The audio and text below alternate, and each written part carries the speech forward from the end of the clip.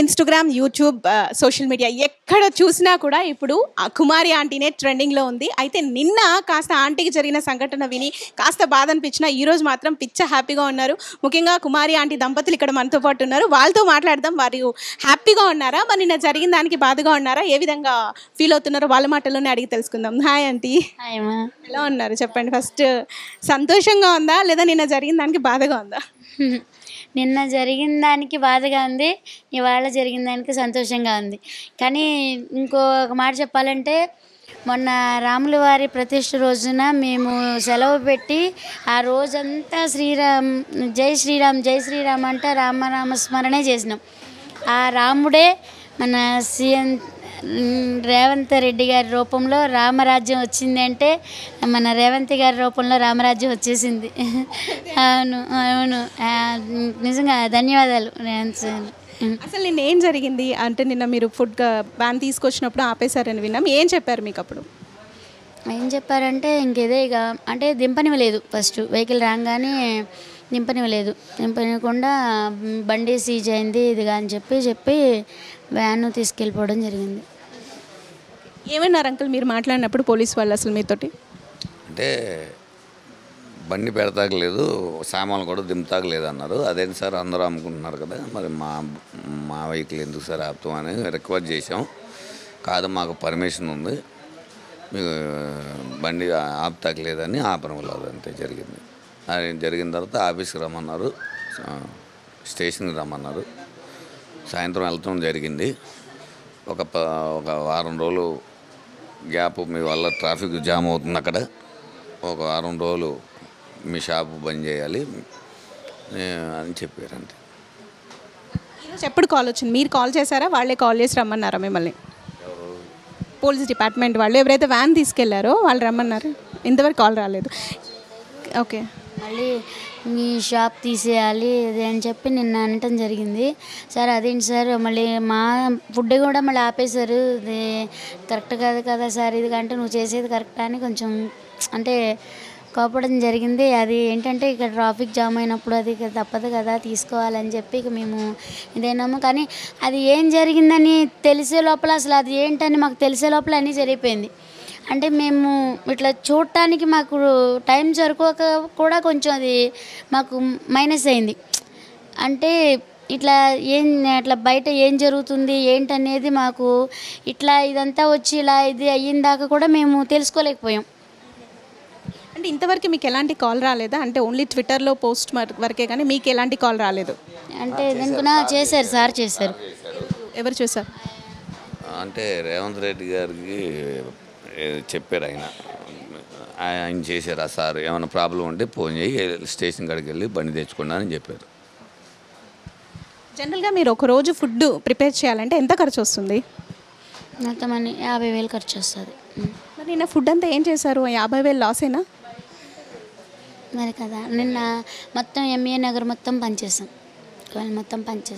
అదే బాధ అనిపించింది. కాకపోతే సంతోషం, ఫుడ్ అయితే వేస్ట్ చేయలేదు, అందరికీ పంచాం, వాళ్ళందరూ తిన్నారు కదా. ఊరికే పనిచేశారు, డబ్బులు ఏం కలెక్ట్ చేయకుండా? డబ్బులు రాత్రి 6:30 అయింది. అప్పుడు ఇక బతిలాడడం కొంచెం ఇవ్వండి సార్ అంటే ఇక అప్పుడు ఇవ్వలేదు. మధ్యాహ్నం టైం అప్పుడు ఇక 6:30కి అలా ఇచ్చారు. ఇక రాత్రి అందరినీ పిలిచి పెట్టాం. ఈ ప్లేస్ ఎప్పుడు కూడా కలకలాడుతూ ఉంటుంది. లాస్ట్ టైం మేము ఆదాన్ వాళ్ళు వచ్చినప్పుడు కూడా మాతో కలిసి మీరు వంట చేశారు. సో ఫస్ట్ టైం ఇలా బోసిపోయినట్టుగా ఉంది. ఎప్పుడైనా ఉందా, ఇదే ఫస్ట్ టైమా?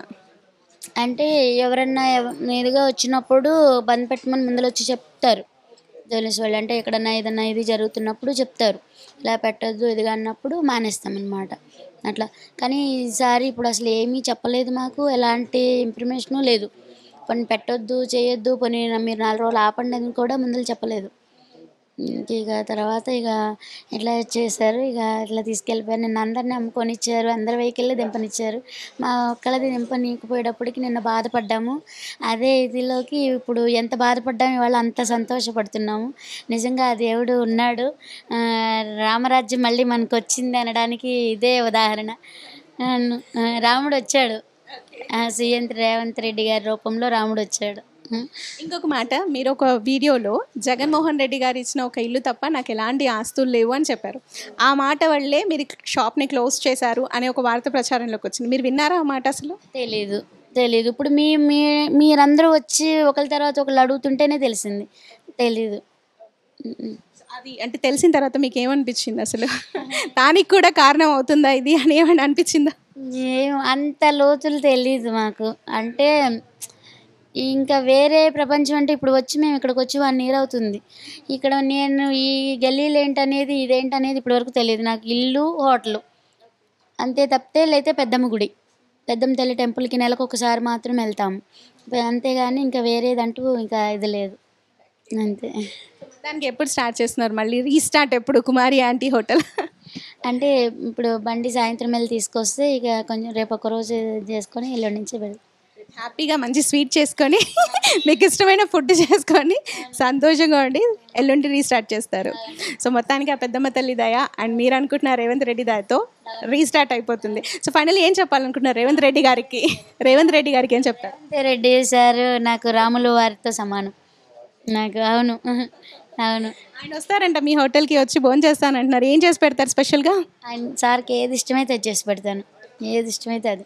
ఇప్పుడు మనతో పాటు శేషగిరిరావు గారు, అంజలి గారు ఉన్నారు. వీరిద్దరే కుమారి ఆంటీ వాళ్ళకి స్ట్రీట్ ఫుడ్కి కావాల్సిన వంటకి హెల్ప్ చేస్తూ ఉంటారనమాట. అంటే వీళ్ళు కూడా వంటలు చేస్తూ ఉంటారు. మరి నిన్న జరిగిన సంఘటన వల్ల వీళ్ళు ఎలా రియాక్ట్ అయ్యారో తెలుసుకుందాం. నమస్తే అంకల్. చాలా బాధపడ్డాం మేడం, ఎందుకంటే వండుకొని పోయింది కదా, జనానికి పెట్టాలి. ఆ టైం దింపుకోమన్నది వాళ్ళే, 2 గిన్నెలు దింపంగానే ఆపేశారు.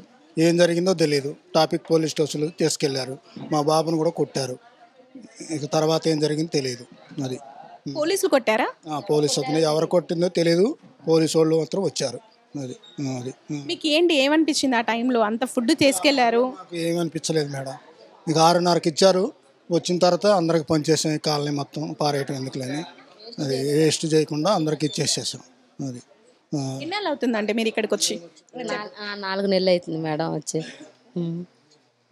నిన్న అలా జరిగింది కదా, మీరు కూడా ఉన్నారు అక్కడ ఆ సంఘటన దగ్గర? అక్కడలేము, ఇక్కడే కాసేపు హెల్ప్ చేసి ఇంకా మేము మధ్యాహ్నం నుంచి పునుగులు బజ్జీలు పెట్టుకుంటాము సెంటర్లో, అక్కడికి వెళ్తాము. బండి వెళ్ళిన దాకా ఉండి వెళ్ళిపోతాం మేము. అంటే ఇక్కడే మా వాళ్ళే తీసుకొచ్చారు మమ్మల్ని. మాది నందిగామ దగ్గర చంద్రలపాడు మండలం, కృష్ణా జిల్లా, కోపూరు గ్రామం. అయితే మా ఆయన వ్యవసాయం చేసేవాళ్ళు. పంటల వల్ల చాలా లాస్ అయిపోయి ఇల్లు పొలము ఉంటే ఆ కొంచెం కూడా బ్యాంకుల్లో పెట్టేసి అప్పుల వాళ్ళు వడ్డీలు కూడా తీసేయమని మమ్మల్ని అటాచ్ చేస్తే వాళ్ళకి ఇచ్చేసి పొట్ట చేత పట్టుకొని వచ్చేసాం. ఇంకా పొట్ట చేత పట్టుకొని ఇక్కడికి మా వాళ్ళే వద్దు అక్కడ వచ్చేయండి మీరు బాధపడొద్దని, ఈ వచ్చిన 2-3 నెలల నుంచి మా వాళ్ళే చూసి చేస్తున్నారు. మేమేమీ పెట్టుకునే స్తోమత లేకపోయినా చిన్న ఒక బజ్జీల బండి కొనిపెట్టారు. దాని మీదనే మేము సాయంత్రం పూట, ఉదయం పెట్టుకునే స్థితి కూడా లేదయ్యా. ఇంకా సాయంత్రం పూట కాసేపు పెట్టుకొని అట్లానే ఉంటున్నాము. కుమారి ఆంటీ వాళ్ళే చేశారా?